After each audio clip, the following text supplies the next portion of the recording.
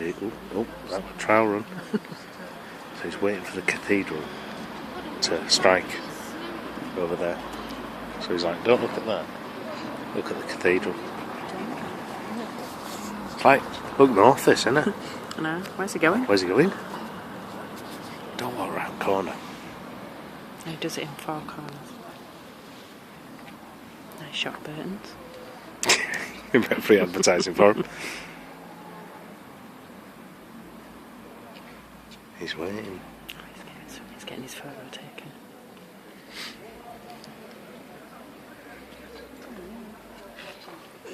So we're hearing from him. You ready? Oh.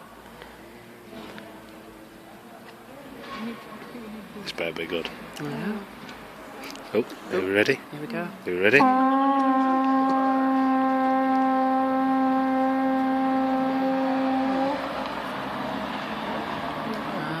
4 corners of that. I thought it was of the... It's what? The 4 corners of this. I thought it was the 4 corners of the marketplace. Ah, so he's going to do the 4 corners of this? Yeah. Okay, so he's coming round in a minute. So. Yes, he's good.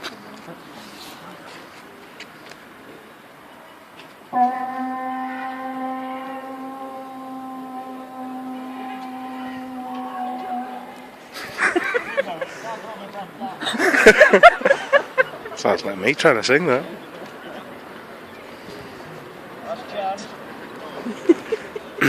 Come on.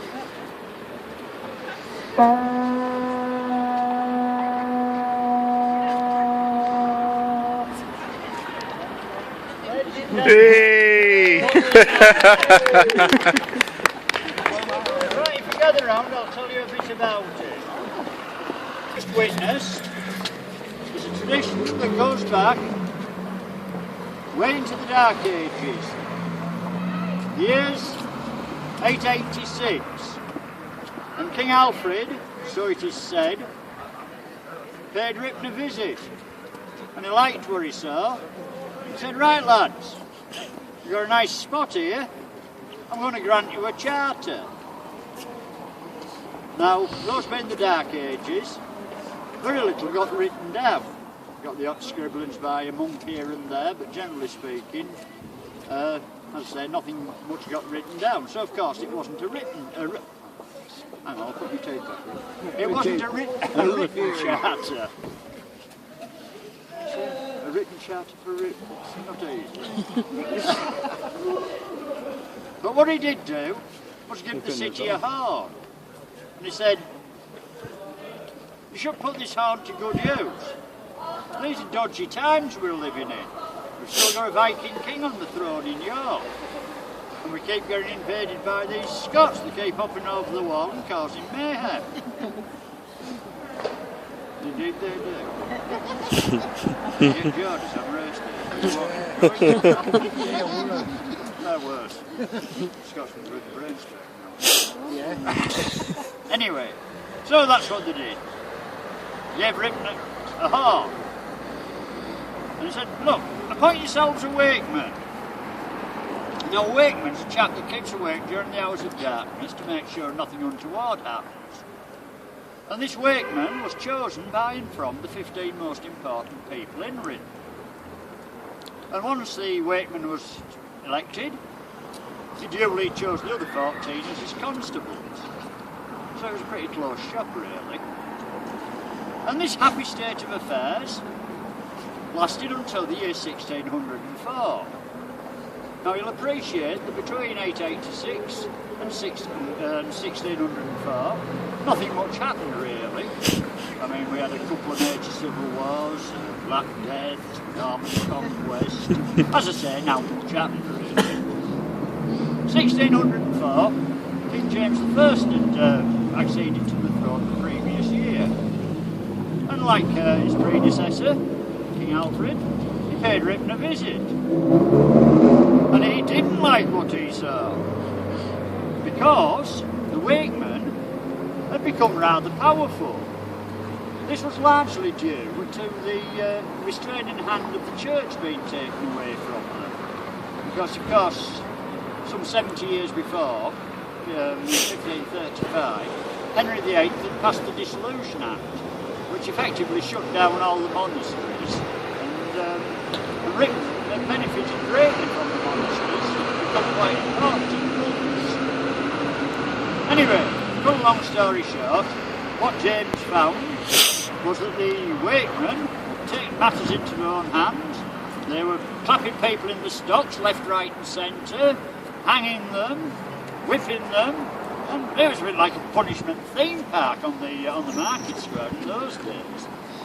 In fact, if you read the town book of Ripon of 1598, it says that if anybody doth misuse or by call the wakeman or any of his brethren with slanderous, opprobrious or scurrilous words, they shall be put in the stocks for a period of a day and a night. So watch it, okay?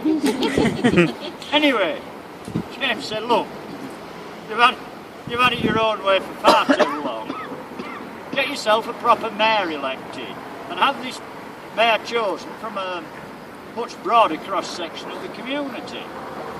Now, you don't argue with Stuart Kings, as Guy Fawkes found out to his cost the following year.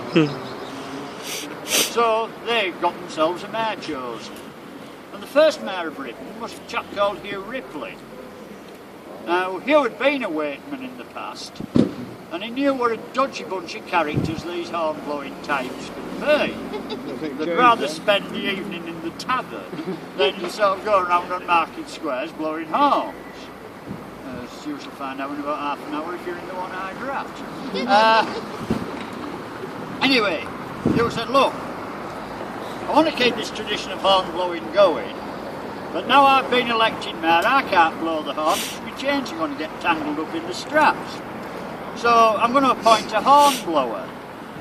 Now, once your horn blowing has been done on the market square, I want you to get your backside round to where the mayor is, blow your horn a further 3 times, raise your hat, bow your head, and say the words, Mr. Mayor, the watch is set.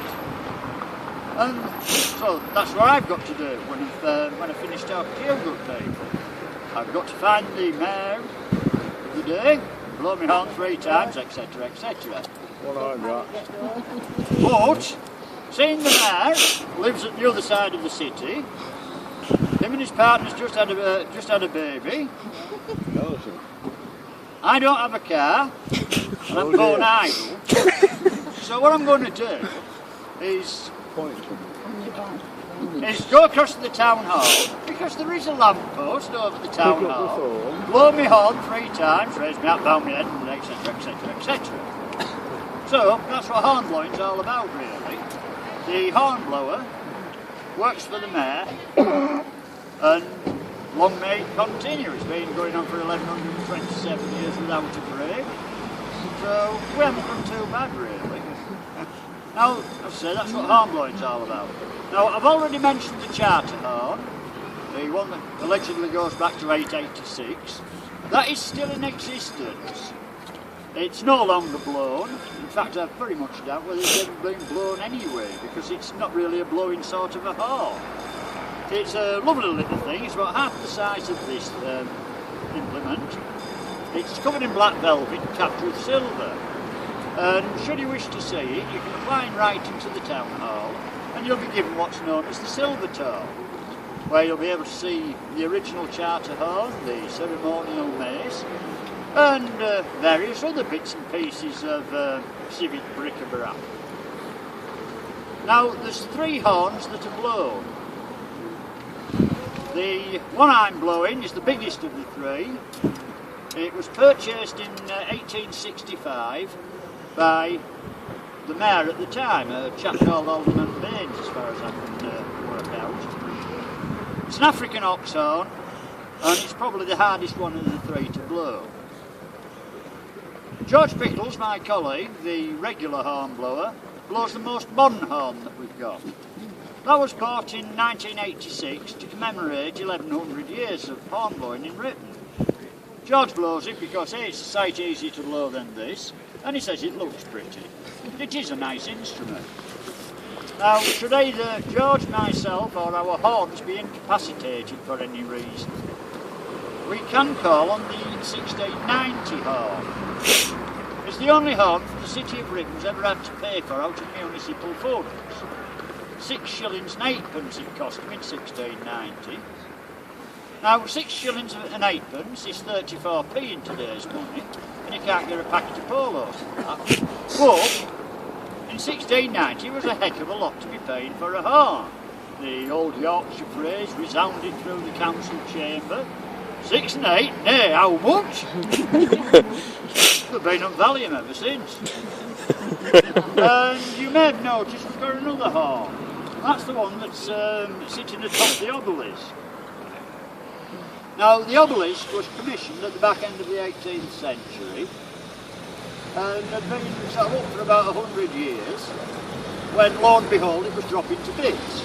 Obelisks apparently are very prone to erosion in these windy northern climes. So, while they had the scaffolding up, they thought, it'd be a very good idea to put a horn on top of it. Because the horn has long been the badge of the city of Ripon. So that's what they did. Into this horn, they put 12 gold sovereigns. And said, right, we'll leave it up there for 100 years, and then we'll have a look in and see what's what. Well, it didn't quite get to the 100 years, because as I say, obelisks are rather prone to erosion. In 1986, the obelisk was in a state of disrepair once again. Up went the scaffolding, got it all nicely pointed up, and had a look at the horn. Excuse me. The 12 gold sovereigns were still there. Well, of course they were. All they found was an empty crisp packet and the bill for the 1889 repairs. Now, in 1889, it cost them 45 quid to get the obelisk all tarted up. In 1986, it cost £13,500. So, not only are obelisks very prone to erosion, they're also rather susceptible to inflation, so it would appear. And it just so happened that in 1986, the Queen had paid Ripon a visit to present the Maundy money, as she does every Easter. Penny for each year of her reign. Of course, she'd been on the throne for what, 32 years, something like that. No, 34 years. And so there was quite a bit of Maundy money kicking about. And somehow the City Council managed to get their hands on some of this Maundy money. So that's what they've done. They've stuffed some Maundy money in the horn, bung it back on top of the obelisk, and there it shall remain for another 100 years. If we're lucky. So, if anybody's around in 2086, you're all quite welcome to come and see the opening of the horn sort of paper. Right, that's more or less what it's. That's more or less it, really. So, if anybody's got any questions, I shall try and avoid them the best way I can. Fire away. What do you do with it when it's... I mean, do you take it home with you, or does it... Yes, it's hung on a horn hook. Talking about the Maundy money.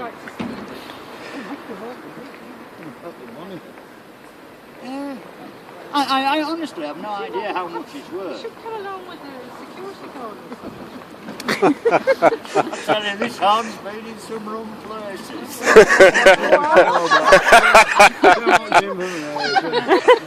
Well, my predecessor, Alan Oliver, he was noted for leaving his horn in pubs. It was one Sunday night, we were having a few beers, and the one I drank, it was about quarter to 9. Alan comes in, Oliver flustered, what's up, Alan? I left my horn in the pub, and I can't remember which one it was. It was in the Hornblower as it happened. You never change, you guys. You've been like this for hundreds of years, haven't you? Just don't get wasted in the past. I think it's a bit like the Pope, really, till you retire. Alan did it for 20 years. George... Not every night. No, well, I mean, no, we do... Just the two of you? Or how many are? George Pickles is the sort of like regular hornblower. He's been doing it since 2004. and a deputy. Irregular one. I do it usually every Saturday night, or if George is on holiday, or giving a horn-blowing talk at some women's institute. See, I mean, it was quite regular. Occasionally, Jim Volvert's the Sergeant Mason to blow the horn. They're the only three that I'm aware of. I mean, there's never been a time when we couldn't find anybody to blow the horn. You know, it's dog. The curfew. There's always somebody. There's always been somebody. I just wondered what you would do if everybody was away or ill. Well, I mean, it's been blown every night since. Well, I mean, even during the war. And the black one. Yeah, well, I mean, it's first, I mean, you don't have to read music. So. I mean, I have been asked if there's ever been a female horn blower. Well, apparently, during the war, the horn blower.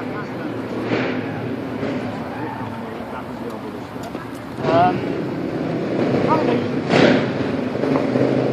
it used to be very too much or the on higher ones. So, those two sort of suits. His daughter used to put the frock coat on, so took her long dark hair up under the hat, and sort of sneak out into the marketplace and blow the horn. A bit like, I suppose it would. But is it supposed to be a man? All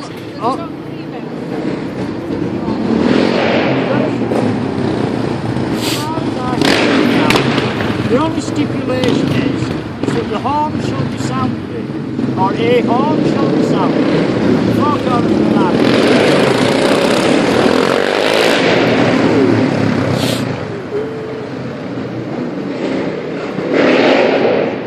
Some hell of a powerful alarm. Not very noisy, whatever it is. I mean, there's nothing as far as I'm aware that precludes a woman from blowing the horn. Well, I mean, let's face it, you wouldn't get away. Have a go, go on, have a go. Is it something you have to go scouting around for? Was that in the local paper or something? Well, I just wondered how few people were. not very. No, George had been without a deputy for about, nearly a year. It was an American guy that stepped in, sort of, before I joined him. He just, George happened to collar me in the pub and he says, you've been known to blow instruments. I said, yeah. I did about 5 birds by this time. Says, how do you fancy being deputy horn blower? I said, yeah, go on, I'll give it a go then. He says, well, get yourself a letter written to the mayor, and basically that's how I got roped into it. I love it, I really do. I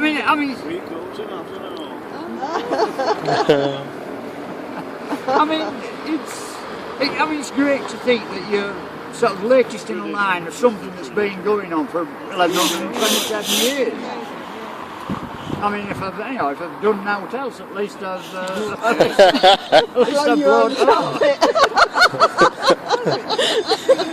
No, I've got a vuvuzela at home. Modernise it a bit, yeah. It just says on, shall be sounding. Yeah. Very good. I could bring the tuba out. Very much. Anyway, I'll just hop across to town hall, bring the lads there, and I'm away for a car. Good lad. Please up, please.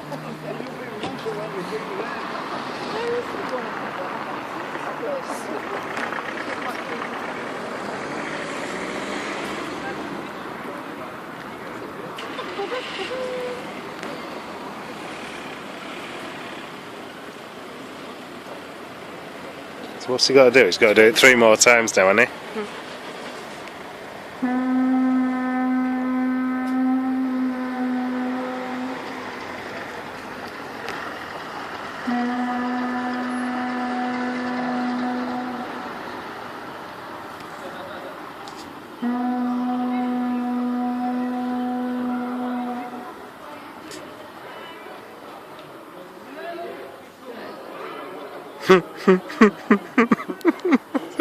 some out. I'm off to the Filming pub. it.